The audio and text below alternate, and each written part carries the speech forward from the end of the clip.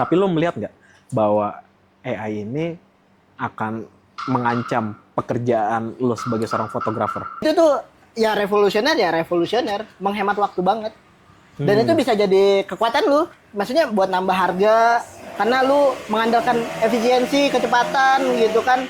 Lu foto hari ini selesai gitu. Gampangnya gitu. Itu juga bisa jadi poin plus. Atau bakal tergantikan juga seperti yang kasus seorang desain grafis yang udah mulai terpinggirkan karena ada. Tapi fotografi itu menurut gua ketidaksempurnaannya itu yang ngebuat itu indah.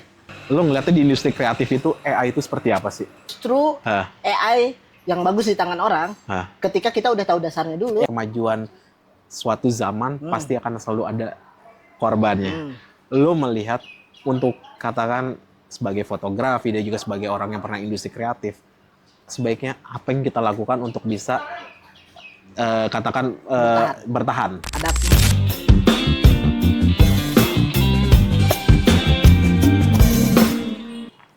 Danu, nih. Mas Raja.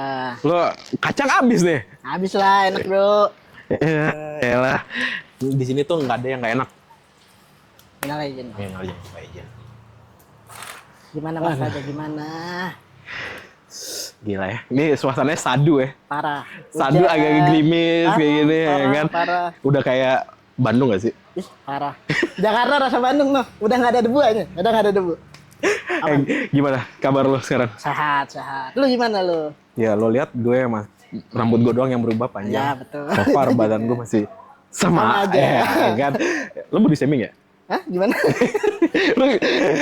Tapi lo masih ini nggak sih di dunia fotografi? Gue masih ya aktif lah. Aktif ya? Sangat aktif. Lo sekarang kegiatan lo di dunia fotografi itu lagi ada ngapain, pegang project apa gimana? Ya, gue beberapa kali megang shoot foto band. Beberapa kali juga motoin produk teman kita. Dirga ya, Feng Shui. Ya, dan project-project lainnya lah yang tentu belum bisa gue sebutin gitu. Ya, nah gue kan penasaran sih sebenarnya ya kan. Dulu kan lo anak agensi ya. Betul. Oke, terus lo memutuskan resign dan fokus ke fotografi. Ada nggak sih gitu apa yang melatar belakangi lo? Karena kan yang kita tahu di agensi juga sebenarnya udah cukup enak ya. Tapi lo memilih untuk mengejar dunia fotografi yang emang lo sebelumnya juga emang ada basic di sana gitu. Alasan lo tuh apa sih sebenarnya? Alasan gue pengen ngejar fotografi ya mungkin jawabannya klise tapi ya gue suka. Gue senang ngelakuinnya. Gue ngerasa ketika gue motret tuh hilang aja beban. Oh, jadi nggak cuma sebagai kerjaan, tapi sebagai apa ya namanya? Momen healing lah buat momen healing. Jalan kemana? Bahasanya Anda berat ya, momen healing udah kayak lama-lama kayak berpuitis ya, banget bahasa Anda ya. Udah lama nggak ketemu, sekali ketemu bahasanya puitis gini ya. Ya udah buat hiburan. Oh, emang beda ya kalau orang Maluku. Enggak, bukan. bukan. Tapi dan kan ngelihat sini nih dan fotografi itu kan pasti ada tantangannya ya selama lo berfokus gitu di dunia fotografi gitu setelah lo meninggalkan kerja di agensi. Tantangan pertama yang lo hadapi apa? Banyak. Maksudnya kan keluar dari agensi aja itu sebuah keputusan yang berat ya. Maksudnya benar. Gue harus ngurangin ya dalam tanda kutip penghasilan gue yang tiap bulan. Akhirnya karena fotografi kan tidak setiap hari ada gitu loh. Pasti kan apalagi freelance paling ya sebulan ada sekian, ya alhamdulillah gitu bisa ini. Terus apalagi ya, mungkin kalau yang lagi gencar-gencarnya ya AI sih menurut gua. AI juga mengancam sih mungkin kalau kita lihat dari kacamata itu ya. Tapi menurut gua bisa jadi potensi juga. Nah, menarik nih karena lo tadi baru aja ngomongin soal AI. Kan juga beberapa waktu belakangan ya, karena bagi gue ngeliat di sosmed tuh lagi sempat ramai kan. Yang masalah AI itu meniru gambar Ghibli ya kan. Stylenya Hayao Miyazaki. Iya kan, Zero Sensei ya kan. Nah, di dunia fotografi sebenarnya AI itu apa aja sih yang dalam dunia fotografi itu? Yang paling biasanya kalau paling concern di AI itu ya sama sih, style sih yang paling dicuri tuh warna kayak gitu-gitu. Itu pakai AI tuh lu masukin gambar, buatkan dengan prompt buatkan style mirip film misalnya gitu. Ya itu bisa warnanya bisa mungkin persis, bahkan akurat lah, cenderung akurat menurut gue. Tapi bukannya emang kalau misal AI dan fotografi itu emang udah lama kan ya? Ya udah lama. Kayak Lightroom aja tuh menurut yang gue tahu juga ada AI-nya kan. Betul. Untuk mengatur pencerahan warnanya kayak gitu. Auto kontras, auto exposure itu pakai basically AI, cuman emang tidak se-advance AI sekarang aja. Menghilangkan gambar, misal di foto lu ada burung di belakang lu gitu yang pengen lu hilangin, ya itu bisa pakai AI gitu. Jadi itu sih mungkin yang paling ini sih. Jadi sebenarnya AI pun perkembangannya emang udah masuk di dunia fotografi itu sudah lama ya. Oh, lama banget. Sudah lama. Lama banget. Tapi lo melihat nggak bahwa AI ini akan mengancam pekerjaan lo sebagai seorang fotografer? Balik lagi kalau menurut gua, kalau kita lihat dari kacamata mengancam, ya semua, nggak cuma fotografi lah, semua pekerjaan dengan AI pasti sangat mengancam. Ya fotografi juga salah satunya gitu. Tapi kalau gua melihat dari sudut pandang AI ini bisa gua jadiin alat nih buat asisten pribadi gua lah. Ibaratnya daripada gue nge-hire asisten kan? Iya. Jadi lo kayak melihat AI ini kayak sebagai sebuah tools ya? Iya, betul. Bukan sesuatu yang sifatnya mengancam ya. Destruktif lah. Iya, destruktif atau enggak kan tergantung bagaimana kita sendiri mengidentifikasinya kan? Betul. Kalau emang kita melihatnya sebagai tools ya, it's just tool kan? Tapi dari lo ngelihat nih bahwa AI itu dalam dunia fotografi nih, apalagi yang melibatkan seorang fotografer, itu tuh bener-bener bisa menjadi sesuatu yang revolusioner nggak? Misalnya kayak membantu lo untuk memberikan sesuatu yang lebih, katakan harganya lebih bersahabat ke klien gitu, atau kan terkadang orang memotret itu bisa lebih mahal kan, AI itu bisa lebih murah kan gitu. Itu lo melihatnya gimana? Kalau gue ngelihatnya dalam hal itu AI itu bisa ngebantu banyak ngurangin waktu di fotografi. Misal yang paling gampang gue contohnya batch editing. Artinya lu bisa nge-edit 100-200 foto dalam singkat pakai preset yang udah ada AI-nya, gue lupa namanya, tapi ada AI-nya spesifik itu buat nyamain satu foto dengan yang lain dengan preset yang udah lu buat, dengan warna yang udah lu buat. Itu tuh ya revolusioner, menghemat waktu banget. Dan itu bisa jadi kekuatan lu, maksudnya buat nambah harga, karena lu mengandalkan efisiensi, kecepatan gitu kan. Lu foto hari ini selesai gitu, gampangnya gitu. Itu juga bisa jadi poin plusnya. Betul. Ya. Jadi itu benar-benar katakan jadi kayak bersinergi ya. Karena maksudnya di fotografi ya lu mungkin yang jadi konsumen kan pernah misal foto, cek kapan fotonya nih selesai gitu loh. Itu kan jadi sebuah, ya itu tadi kelebihan juga, maksudnya kita bisa ngejar efisiensinya, efektifnya juga dalam ini foto, jadi kita nggak perlu ngedit tuh satu-satu, itu tuh kadang buang-buang waktu menurut gua dan capek juga. Nah, tadi kan lo ngomong tentang AI, ya kan, bagaimana itu juga membantu lo. Betul. Nah, tapi kalau misal gue tarik sebuah garis lain nih, gitu, katakan bagaimana sih misalnya kita membedakan gitu karya dari AI dan karya yang ada sentuhan manusianya? Kalau dalam fotografi, kenapa AI itu nggak bisa ngegantiin fotografi secara full? Menurut gue yang bisa ngebedain itu rasa, proses itu beda banget. Foto yang diambil orang, diambil dari tangan orang nih, sama yang diambil AI itu beda banget. Maksudnya gue yakin orang awam pun bisa ngebedain itu. AI itu terlalu sempurna, dalam tanda kutip. Mungkin sempurna ya kata yang tepat, tapi fotografi itu menurut gua ketidaksempurnaannya itu yang ngebuat itu indah. Rasanya itu. Ketidaksempurnaan yang ngebikin bahwa itu foto tuh hidup gitu. Karena AI katakan terlalu presisi ya. Karena dia berdasarkan command prompt kayak gitu, otomatis itu pasti akan sesuai banget gitu kan, dari A, B, C, karena dia command prompt kayak gitu kan. Misal buat foto tajamnya biasanya tajam banget gitu, kayak bisa dah itu pinggirannya ini banget deh pokoknya. Itu ya. Tapi kalau misalnya nih, ketika AI, kan, untuk bagi seorang, gue pernah kemarin ngobrol ya dengan orang yang bekerja di salah satu perusahaan besar. AI itu sudah di kantornya untuk seorang desain grafis itu sudah dilimitkan gitu loh. Karena rata-rata sudah digeser oleh AI gitu. Okay. Tapi bagi lo sendiri, lo bakal ngeliat nggak fotografer suatu saat misalnya AI semakin canggih, bakal tetap ada nggak? Atau bakal tergantikan juga seperti yang kasus seorang desain grafis yang udah mulai terpinggirkan karena ada AI? Oke. Kalau yang desain grafis menurut gue debatable lah untuk hal itu, tapi untuk fotografi tidak akan pernah. Gue dengan pede berani bilang itu karena balik lagi rasanya, prosesnya ketika lu motret, membaca ruangnya, itu tuh nggak bisa dilakuin oleh AI, nggak bakal bisa menurut. Jadi menurut lo seorang fotografer itu sesuatu yang nggak akan pernah bisa digantikan ya oleh mesin ya, secanggih apapun itu. Betul. Ya.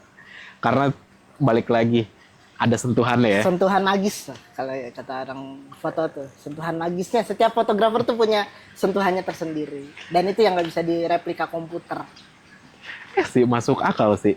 Karena gue ngeliatnya juga kalau misal katakan dari gue tarik lagi ke gambar ya, gambar hasil AI dan hasil lukisan tangan orang itu tuh beda.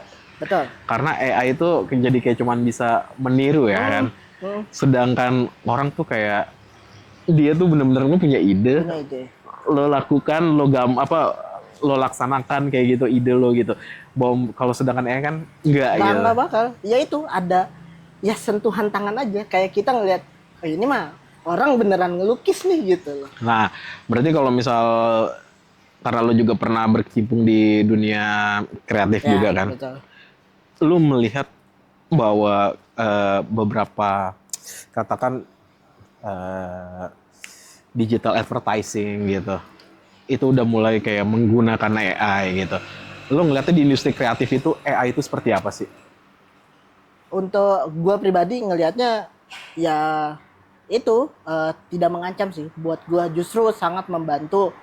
Kalau misalnya terkait dengan ya plagiat kayak gitu, ya itu debatable lah maksudnya. Nah. Tapi menurut gue sangat membantu, terutama ketika nyari ide sih, idea kayak gitu-gitu itu sangat membantu buat gue, terutama sebagai orang kreatif lah bisa dibilang ya. Kalau ngebahas fotografi ya mungkin nyari mood board, nyari warna kayak gini, warnanya enaknya kayak gimana, itu sangat membantu. Nah, dari tadi kita ngomongnya yang debatable AI. Sebenarnya ada satu pertanyaan gue. Lo melihat AI itu akan menjadi masalah ketika orang tersebut tanpa basic apa-apa, tapi dia menyuruh AI gitu untuk mengerjakan, ya kan? Karena ada gue dengar katanya skripsi aja itu dikerjakan oleh AI gitu. Juga. Tapi kalau misal balik lagi ketika orang memang udah ada dasarnya dan AI hanya menjadikan tools, itu menurut lo nggak ada gimana? Menurut lo nggak ada masalah gitu? Justru kalau kayak gitu justru masalah. Justru AI yang bagus di tangan orang, ketika kita udah tahu dasarnya dulu. Yang penting ada basicnya kan. Basicnya dulu lah. Jadi kita menggunakan itu sebagai tools, bukan sebagai salah satu acuan. Ya, untuk lo melakukan, lo hanya tinggal ketik. Iya, asal ngetik copy paste, buset dah itu serem banget itu kayak gitu asli. Bener. Skripsi udah banyak yang kayak gitulah maksudnya. Jadi bener ya. Jadi bener AI itu hanya akan better ketika orang itu emang sudah punya basicnya. Iya, harus punya dasar pemikirannya kenapa dia menggunakan AI. Prompt apa yang akan dia gunakan itu kan ngobrol lah. Maksudnya ngetik ngobrol sama AI. Enaknya gimana, bagusnya gimana. Oke. Ya menurut gue kayak gitu sih. Harus punya dasar, harus. Tapi lo setuju nggak nih? Kan tadi kan karena lo bilang takut dengan karya cipta, copyright segala macam. Lo ngeliat nggak sih bahwa AI ini nggak harus AI ini sesuatu yang nggak bisa kita cegah gitu, tapi bisa kita batasi lewat regulasi gitu. Lo setuju nggak AI itu diregulasi atau enggak gitu? Ya, gue setuju ya diregulasi. Kita ngambil contoh terakhir, Ghibli Style. Menurut gue itu udah pelanggaran hak cipta, karena ya lo secara etika nih, ya itu style orang lain. Apa? Menurut gue di etika lah ya, maksudnya pelanggaran etika itu style orang, nggak bisa sembarangan. Dan Hayao Miyazaki tuh mungkin ngebangun style itu tuh lama banget.